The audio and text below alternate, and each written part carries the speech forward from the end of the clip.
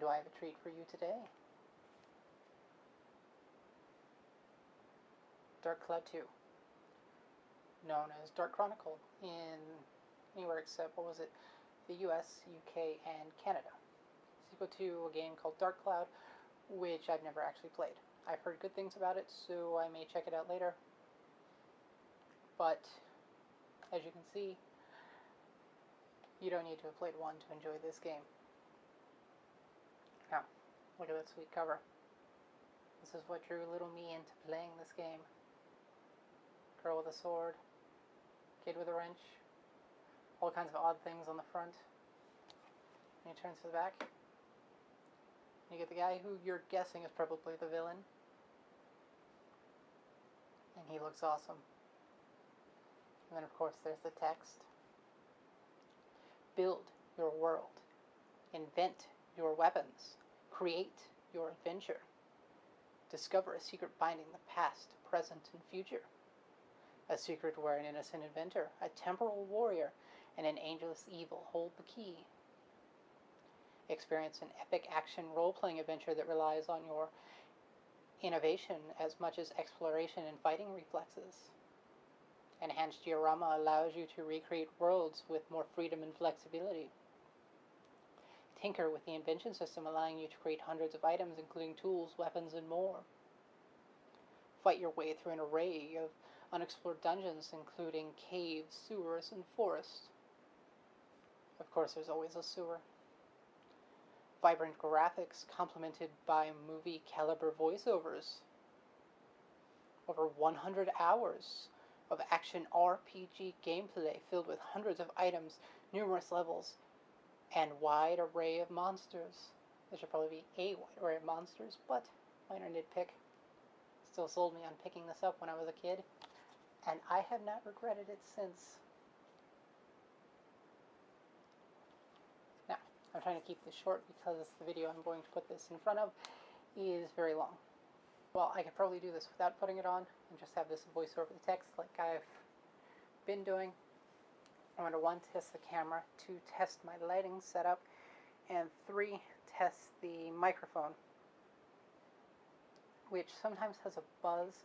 I've tried to eliminate all the sources and move it away from things that would create it, but I don't know if I've succeeded. I turned down the mic level so that it wouldn't be as loud, but I'm not entirely sure how to edit audio that's attached to video, and I'm afraid if I take it off it'll become unsynced.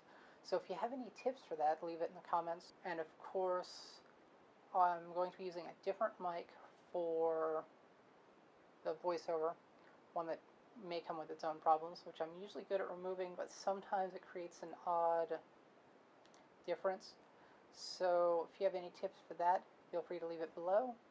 And of course, if you like this and the gameplay that follows, feel free to either check out more if they're available, check out my other videos on Dark Souls, which I'll post a link to, any of my reviews, which I'll continue in a week or two. I wasn't feeling entirely well at the beginning of this week, so I decided to start a new video game instead of that, because of the style. It's a little bit easier to do. But feel free to check this out, and of course always check us out at adventuresinrandom.com. Thank you and enjoy. And so we're making a character, and I actually enjoy this character creator because it's kind of on the simpler side, because I both like and dislike complex character creators, because I either spend a minimal amount of time just kind of making a character that looks nice, or I spend an excessive amount of time trying to get every detail right to create the effect I want, and yeah, it can take a while. But this one's fairly simple, and I just kind of went basically with the default with an addition of his work boots. And something I like about this game is the voice actors are kind of recognizable to a degree. A lot of the stuff I recognize them from actually came out later. But I'm going to do a little game where every time I hear a voice, if I recognize where it's from, I'm going to say the reference, and then you can try to name that voice actor. Now some of them I'll recognize, but I won't be able to tell you where I heard it. Like, oh my god, it's Ashley A. Her father's in trouble? Scandalous. But anyways, if I can't recognize them, you can try to in the comments below. Say either what they're from or the name. And because unfortunately, the English voice actors for this game are unlisted in the end credits. That's a shame. And a lot of the bit parts aren't credited on like online sources and stuff. So I thought it'd be fun if we could try to make a big, massive list. And right there I'm actually trying to block, which is R1 instead of L1. But yeah, this fight's actually fairly hard. You do a decent amount of damage and it still takes a while to take them down. But magic is done with L1 and X. Swinging your sword is just X. You can try to pick them up with R1 and X, and occasionally you'll dodge with X. That'll be a problem, because sometimes when I want to go close to an enemy, I hit the X and I back away, and sometimes when I'm trying to back away from the enemy, I hit X and I roll into one that's trying to murder me. But I actually get dangerously close to dying here. And you'll notice two bars here. One is kind of the yellow one that they kind of pass out when that one enters, and a red one that's like the bubbles. When the bubbles disappear, they enter a rage mode where they get to do more damage, and when the yellow one disappears, they just kind of pass out and die, I guess you'd call it. But Monica's looking for her father. I don't know if, I don't think they revealed her name yet, but red-haired girl's looking for her father. And by the way he laughed and ran off and the look on her face in a moment, I'm guessing her father's the one dead on the floor. Stupid surprised warrior. Bonus points if you get that reference too. I don't know what kind of prize I'll come up with at the end of this, but still. Dear Mother, how are you? I'm doing fine. So much has happened that I don't know where to start. Well, I guess it's easiest to start at the beginning. It all began that night. Right, that night of the storm.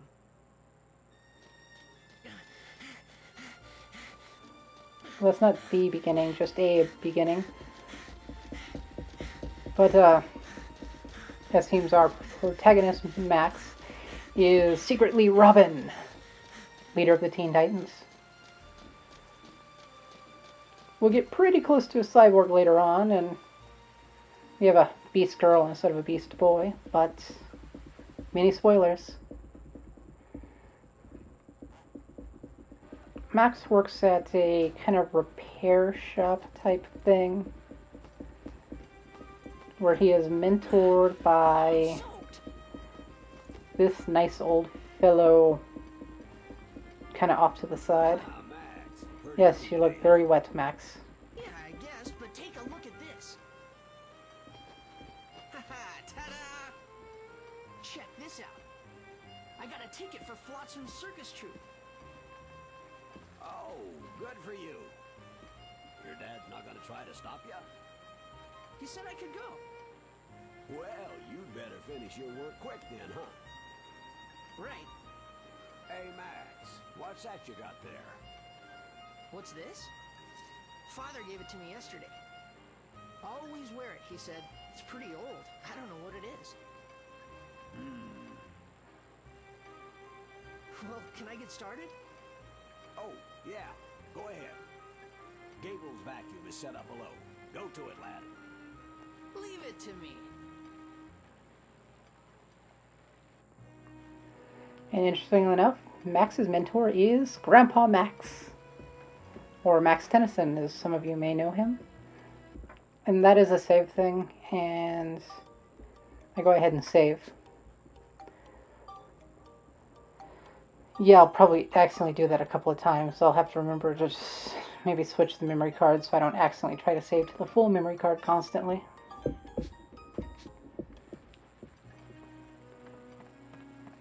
But for some reason I get Pokemon vibes whenever I'm in the save screen. I think that music's used in one of the games.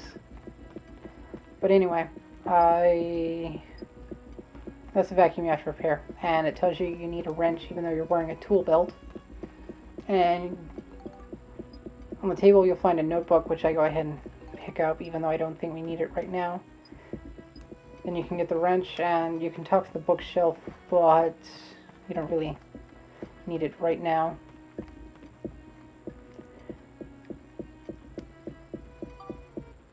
And now we can choose to fix the vacuum. A lot of times it'll ask you like choices, and one just lets you wander around more and the other will let you continue on. Oh, I see the problem. I do too. I'm pretty sure you're holding the wrench and the screwdriver wrong. That form is a lot better for knitting than repairing a vacuum, especially if you're not making contact with the item you're working on. But somehow he manages to fix it. Yeah, I'm pretty sure this kid has magic powers when it comes to technology, as we'll see later on in probably a couple of videos, because it doesn't come up in the next two. But anyways, Is everybody ready? Let's have a stupendous show tonight. Let's make this that is the ringmaster. a wonder.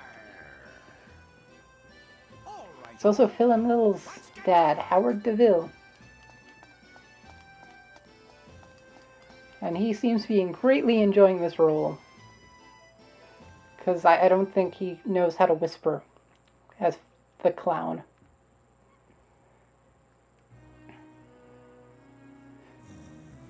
Loading, loading, everybody loading.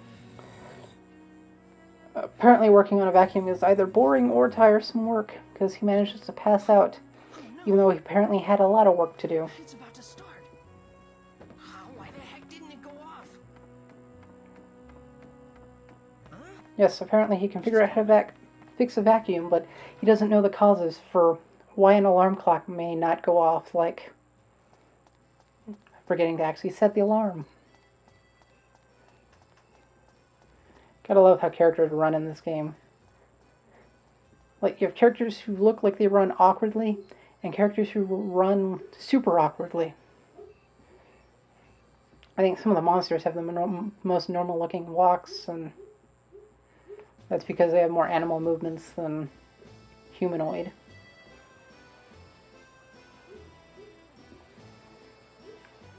But I like the background music here. So it reminds me of, what is it, like Pokemon Stadium 2, the egg catching minigame that I tend to get a perfect score on.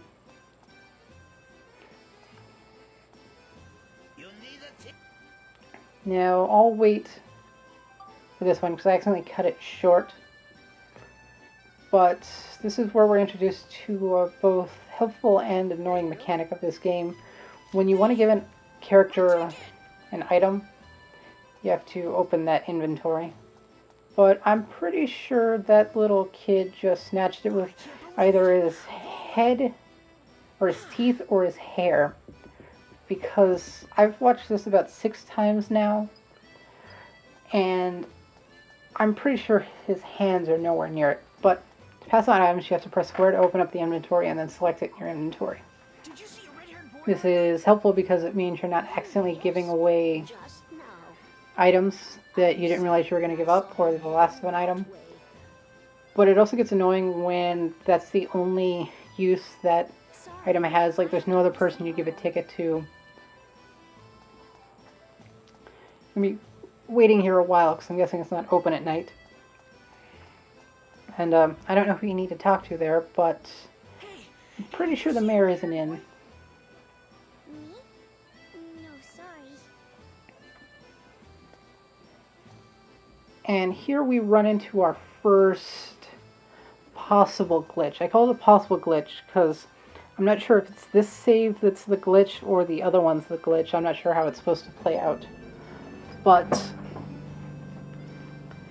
basically the first time I did this, I only had to talk to the first person and then that little girl we talked to a minute ago to trigger the continuation. But here I had to go back to a couple I couldn't actually talk to before. And I couldn't figure out why it wasn't working because it had been a while since I played and it worked the first time. But here I just realized, because R2 lets you bring up the first person, and you'll use something with it later on, but basically I realized it was using an inverted camera thing, so that pressing right moved it left, and pressing left moved it right, pressing up moved it down, and pressing it down moved it up. And so I went in and inverted that because I feel dyslexic enough some days trying to do it regular without having to try to remember left, down, right, left, yeah. So I just went in and corrected that. And I was going to edit that out, but I couldn't get the music to sync up because I wasn't thinking about it at the time. And so I just left it in because that kind of weird ding on the music bothered me. Me? No, sorry. And 3 of the bit players here I don't recognize. I don't recognize who the little girl is. The voice sounds familiar, and it bothers me that I don't recognize it. But you can't actually look it up because they're unlisted, and so far the only ones collaborated are the kind of big name important players. These bit parts here, like it could be someone who's done it before or someone minor, and you notice not all of them are voiced. The one that's City Hall sounded familiar, but I couldn't pin her. I think there's only one on the street that's voiced that I don't recognize. But basically I tried to go back to the start and see if I missed anybody. And the reason I didn't talk to that couple is because, like I said, the first time I did it, I couldn't actually talk to them to trigger it. So I'm not sure if that's the glitch, and this one's how you're supposed to do it, or this one's the glitch and it doesn't matter as long as you talk to the last person. Did you see But that red-headed kid come this way? Nope. You see anything? He headed towards City Hall. I don't recognize him. I'm pretty sure that's Susie's older sister, and I'm blanking out on her name. I looked it up, but I forgot to write it down. Did you see a Shame on me. Oh, yes. Just now. I'm certain I saw him heading that way.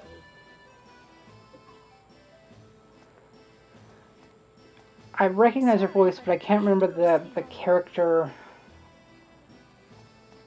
Same with her. I recognize the voice, but I can't place the character. Before I could place on the others I can place the character to look it up and double check. But because these aren't credited, I can't use that to figure out who it is. Me? No, sorry. I see. But this is what's supposed to happen. You talk to her, you see the balloons move, and realize that the boy's hiding over there.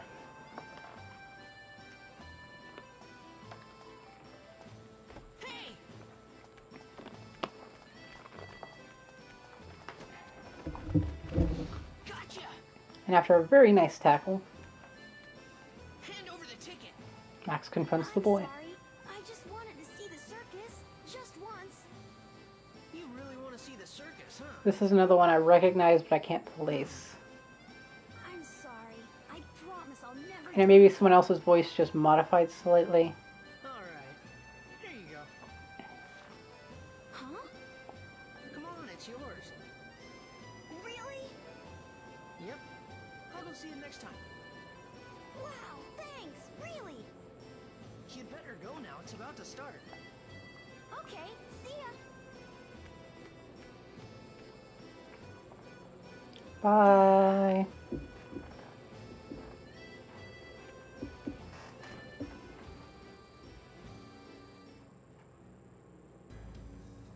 What? Max passed his secret test of character. Fast. You might be able to do it. Hurry. The first door is waiting for you. Max received cryptic message. Very cryptic message. What is going on? Considering there's like 6 doors on this street, are we looking for the first door on the right or the left? Or is this a Janus sort of thing where it's kind of 2 doors in the beginning of Destiny or something? Anyways, he takes the ticket to immediately give it back so we can go to the circus. Just so they can deliver a cryptic message. Here it is.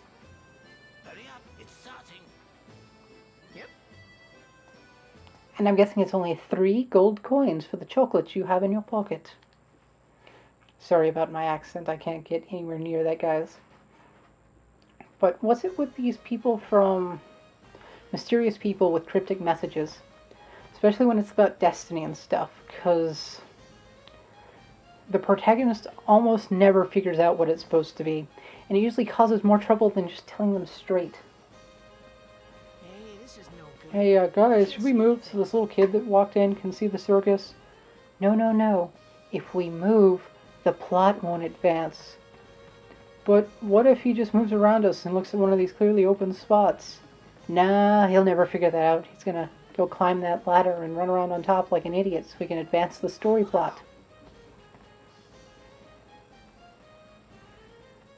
And you must be easily impressed, because I've seen slightly more interesting circuses, even acrobatics-wise. I mean, that guy's not even juggling properly. He's doing the circle one that's not all that hard to do. If you ever tried to do the X's, now that is difficult stuff, even with 2.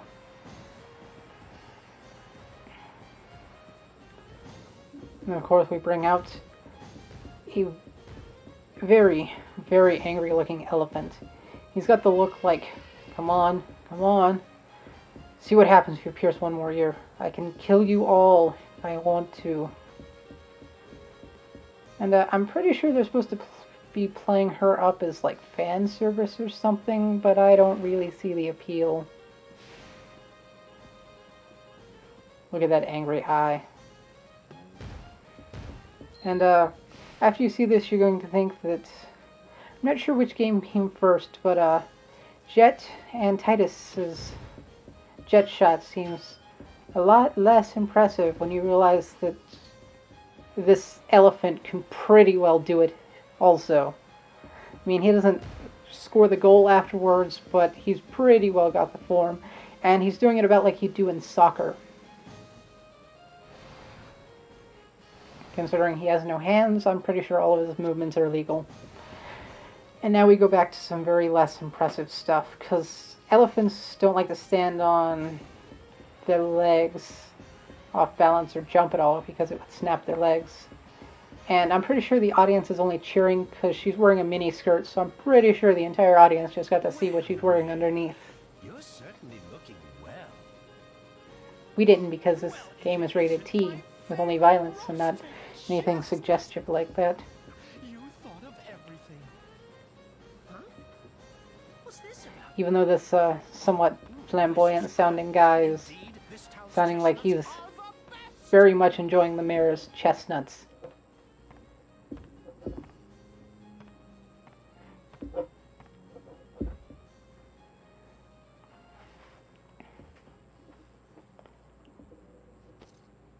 Is that the mayor? So, I don't know. Do you not know what the mayor looks like, kid? well, not yet. You see... Now, Mayor, are you really trying hard enough? You know what happens if you don't find the stone, Probably not. don't you? Wait, please, I'm trying my best to find it. Please, I need more time. Ah, well, what can you do? But remember, this chance is your last! Are you sure that the stone is in this town? Oh, yes. Oh, I can smell it. I can smell it! The stone is It's in odd this that town. the ringmaster wearing actually makeup instead of a mask manages to look creepier than the kind of cross-eyed mask things. And I'll have to admit I cheated with the mayor. One of those, I recognized the voice, but I didn't recognize any of the other characters the guy had done, or at least I recognized them, but they didn't sound close enough to make the actual reference. So you'll get this hint since I looked it up. Skeletor and pretty well half of the, not half, but a large chunk of characters in the original He-Man's and the Master of the Universe. With such a pack of ninnies, no wonder they can't find a single stone. You can't tell anyone about the outside. There'd be a panic. Then no one would be able to look for your You know, I'm pretty sure no one in the town is actually looking for the stone, because we never see them. And I'm trying not to talk over the audio too much, but they're not giving me much opportunity to say in between. So we get two pieces of information here, that the mayor, something is going on in the outside world, and the mayor doesn't want people to know. And yeah, I'm pretty sure the banister doesn't look quite wide enough to fit paint cans through the bars. And not only that, but there's only paint cans in that like one spot, so gotta be pretty impressive to knock those over.